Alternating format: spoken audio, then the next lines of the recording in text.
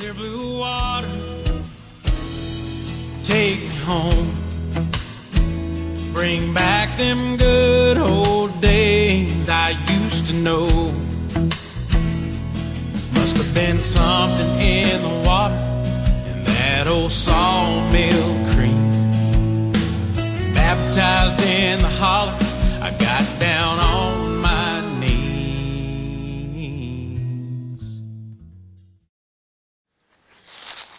Okay, we got a nice deep hole right here, and water's coming in from a creek and from a drainage.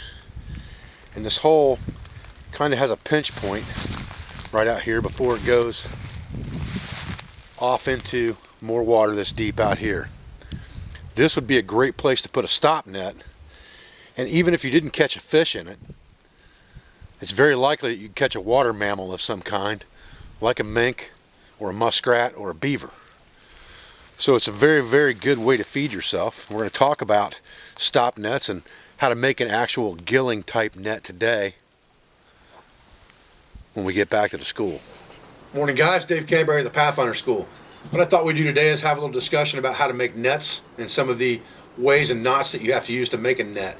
We have shown videos in the past on how to make a quick survival net where you just put lines across the head rope and tie knots in them, just overhand knots to form triangles and then eventually form diamonds to make your net. It's a very time-consuming process, but if you're going to try to make a small net, you can do it like that and it's pretty easy.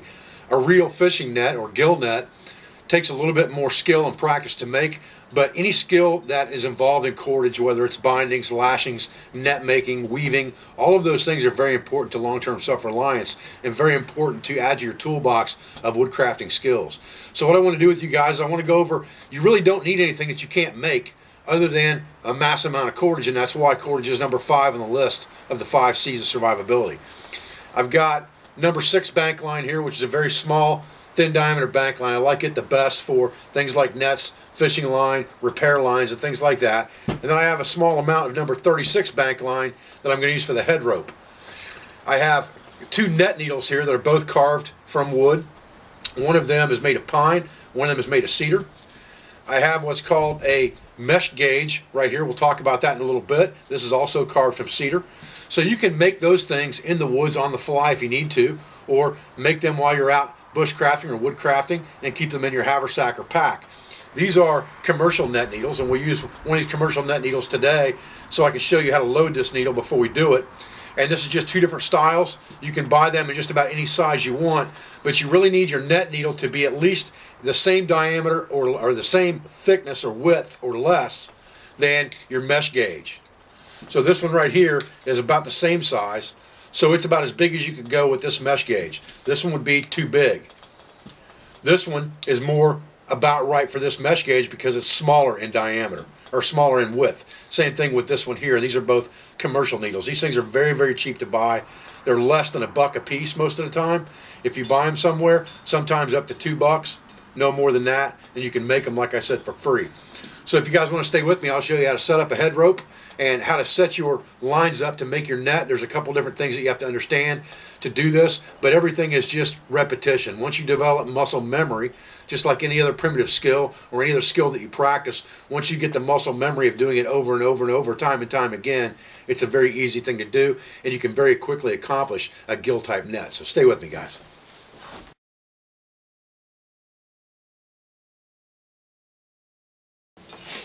Okay guys, so let's first talk about loading our net needle. And the net needle is made so that it can shuttle between the lines very easily, pointed on the front. It's got an area here where you can stack the line, and basically all you do is, I've just got this line up on top of the head rope, the whole roll, and what I generally will do is I'll just put a quick clove hitch knot in the rope or in the line just like this, and I'll put that right over the portion right there in the middle and tighten that down, and that's where I'll start. And from there, all you're going to do is wrap up inside the bottom of the needle, go over that point on the inside, go back down, flip it, back over the point, flip it, back over the point to the bottom and flip it, just like this. Try to make sure that's in focus for you guys so you can see it.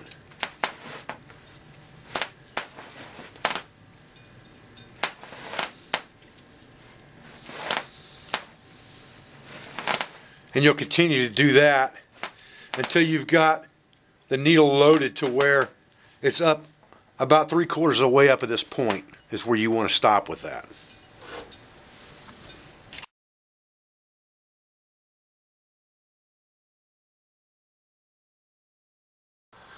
Okay guys, I kind of brought my white tarp from down below in the woods on the canoe, my Duluth trail tarp, because it's kind of a creamy color.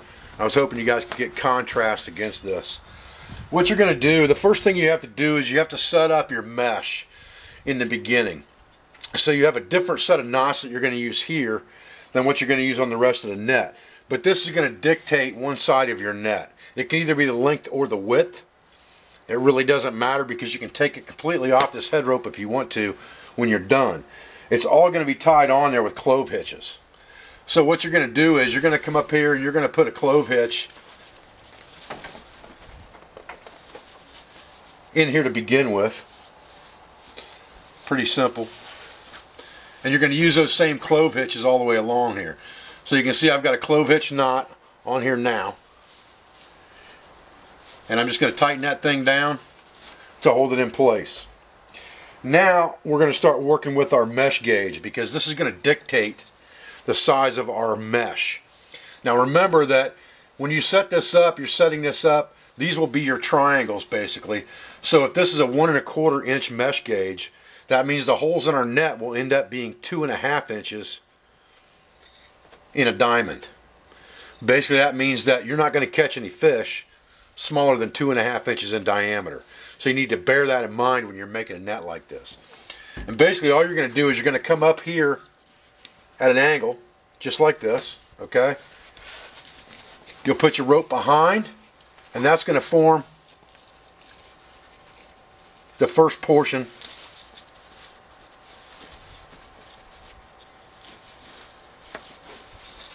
of one of your head rope loops. Then you just go over the line this time and do the exact same thing inside, and that makes a clove hitch knot.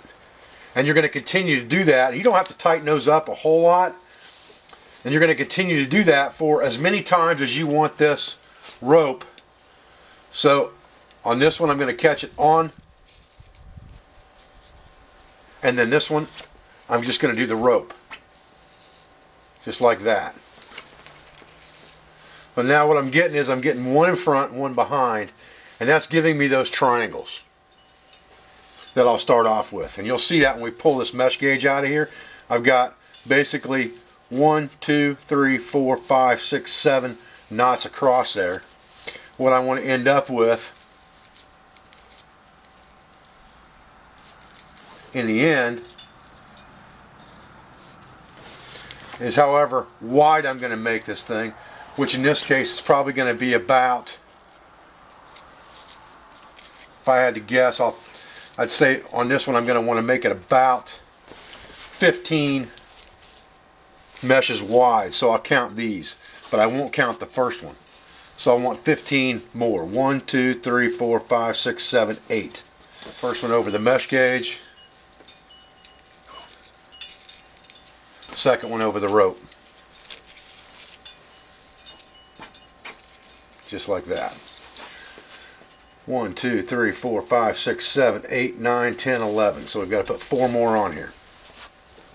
Now once we've got our 15 in there, we can just slide our mesh gauge right out of there. And that's why I put it in.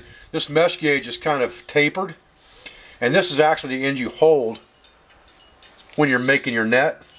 But when I do my first lines up on top, my initial loops on my head rope, I use that tapered end so I can just slide it right out when I'm done. But now we have these loops, and these are the beginning of our net. And now what we're going to do is we're going to go back through these loops and start to form our net. Now, this is where things get a little confusing, and again, it becomes a thing of you've got to have muscle memory with this, because you have to be able to go left and right. So you almost have to be a little bit ambidextrous to do this, and it takes a little while to get used to it. I'm going to try to walk you through a few repetitions of it, and then we'll kind of go a little bit faster. Okay, so this is where we're going to start our net. And what we're going to do is, now we're going to use our mesh gauge for its intended purpose, really, to start forming our meshes. And what we're going to do is, we're going to come up through this first loop that we created and pull it around our mesh gauge just like this. Got this thing backwards now. Had it in my hand upside down. Okay. So you want to pull this down to here, and that's going to create that first full-size loop in your net, or first full-size opening in your net. And that's going to be double, obviously, because this is half the width of your mesh gauge. You're going to hold that down with your finger, kind of like a placeholder, come around the back side, and basically tie a knot in this. And when you do that, if you hold this tight and pull up on it, you're going to get that loop in your net right there. Okay? Then you're just going to go to the next one and do exactly the same thing. So you're going to go up and you're going to pull it behind the mesh gauge, just like that. Slide that one out of your way. Come up through behind it. Just basically, it's almost like a half-hitch knot. Pull it down tight. Go to the next loop. Up into the mesh gauge. Hold it. Come behind it. And through again. Get that tag out of our way. Now you can see what we're getting. We're getting a series of loops here. When we get to the end, you'll be able to see it better. And you can just slide those down that mesh gauge as you go.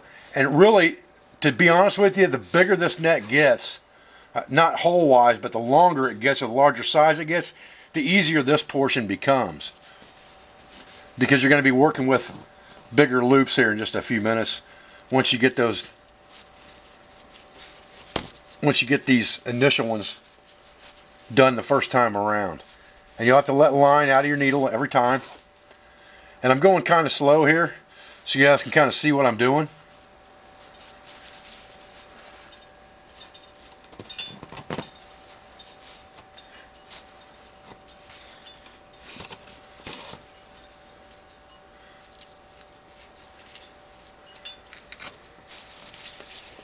And if one of your loops gets a little bit bigger than the others, it's not going to make that much difference, as long as it's not a half-inch bigger. I mean, if your knot slips a little bit on you or something, like that one did, it gets us a little bit bigger. Don't worry about that. It's not a killing matter by any means.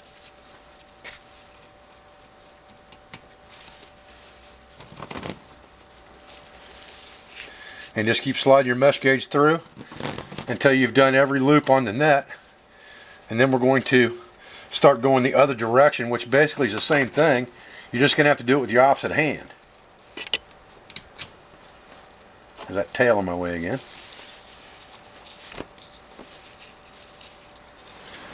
Okay, so now we're down to our last loop, and here's our tag, and I'm going to go ahead and tie this thing out of our way for a minute so it's not confusing anybody. Just tie it on the line further down, get it out of the way. Now we can pull our mesh gauge out, and now you can see what we have here. We have our first set of full loops formed in our net. Okay, so now I've changed hands. I've got the mesh gauge in my left hand, the needle in my right hand. And what I'm going to do is the same thing I did before. I'm going to come up here and I'm going to go through this loop, pull it down, and get myself half the distance. Come up through, half hitch, tighten down. Go behind, get my half hitch, pull it tight. This will be easier for you if you hold down tight, pull down on this net. It'll be a lot easier for you when you're doing this.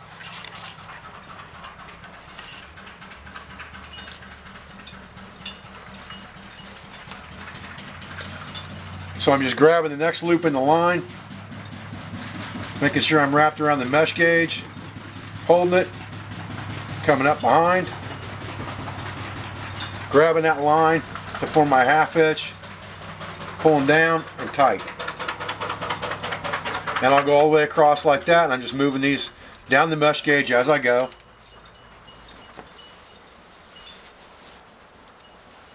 If you get confused, just kind of pull them out of your way so you make sure you got the right one.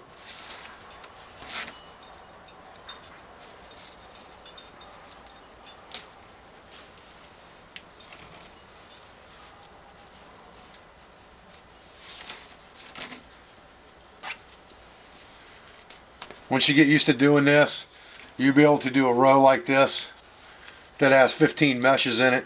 You'll be able to do in probably a minute or less.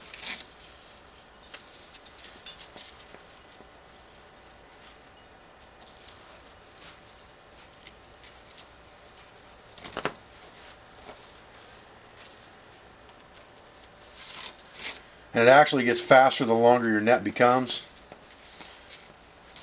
because you can pull tighter down on it and get things out of your way easier.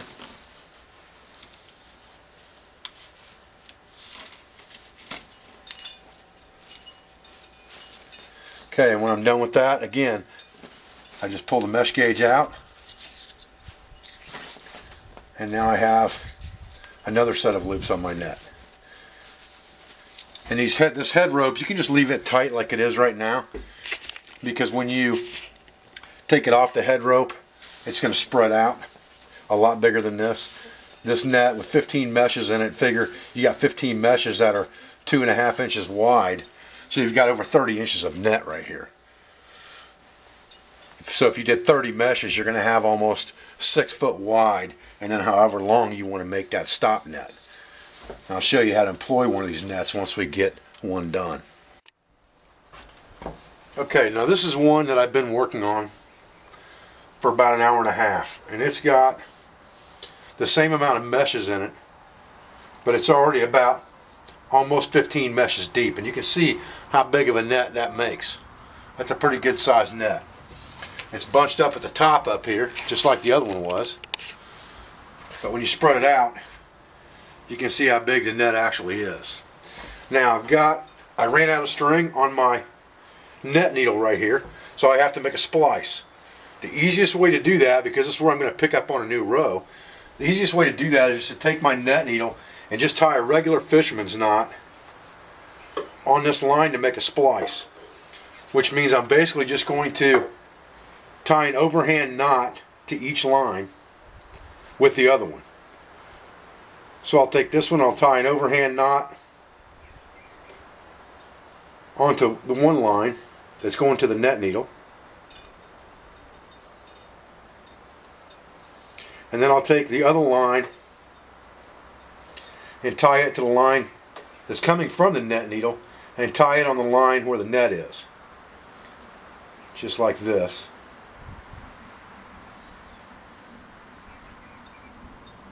And when I pull those knots together, they're going to form a fisherman's knot or a splice.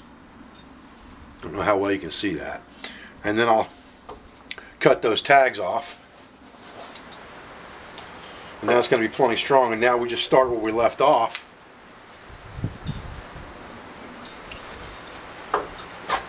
And now we're pulling this thing out this direction. So I'm going to have to reposition the camera so you guys can see what I'm doing here.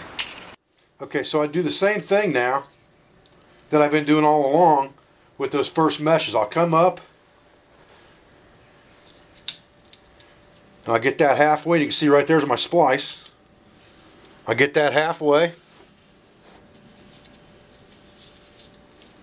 I'll tie it off.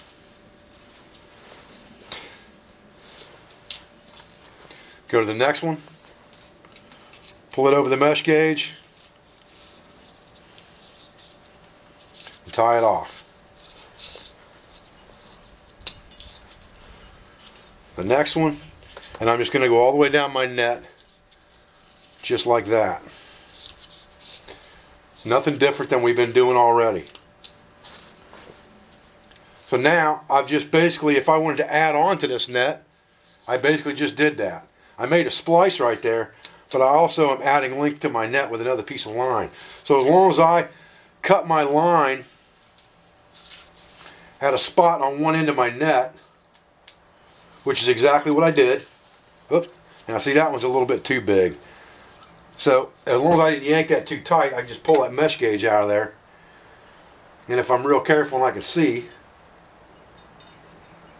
I can untie that and just do it again. So don't worry about making mistakes with this stuff, because it's not that big of a deal. You're not yanking those knots tight enough really that you can't get them undone if you have to. But this is where that bank line just really shines, because this is exactly what this stuff was made for. It was made for making nets and for fishing. So all I'm going to do is just take all of that back out of there, back down to where I was, and just act like I was starting over again by pulling a single mesh over the top halfway down.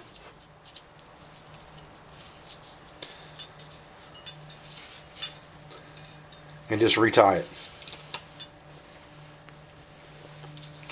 And continue on.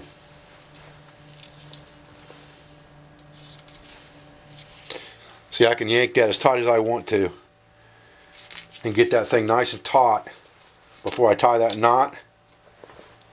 And then there's no chance it's going to slip and get bigger on me like a couple of those did. And I'll slide down the mesh gauge.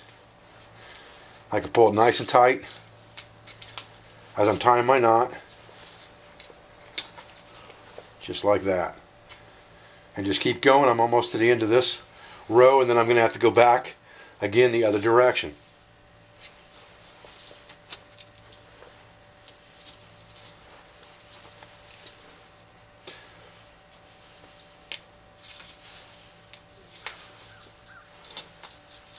And there's my last one right there.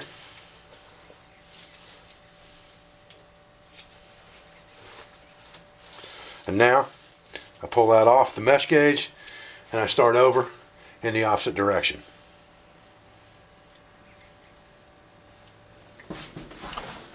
Guys, I appreciate you joining me for this quick tutorial on how to set up and make a gill type net, or what I would call a stop net.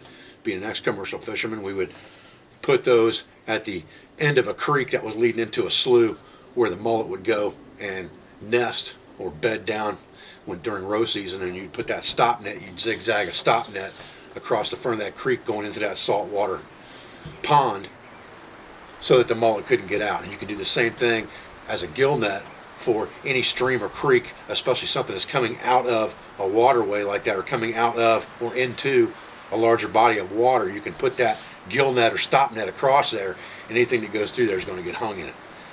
I'm Dave Canterbury at the Pathfinder School. I thank you for joining me for this video. I appreciate everything you do for me, for my school, for my family, for my affiliates and my sponsors. I'll be back with another video as soon as I can. Thanks, guys.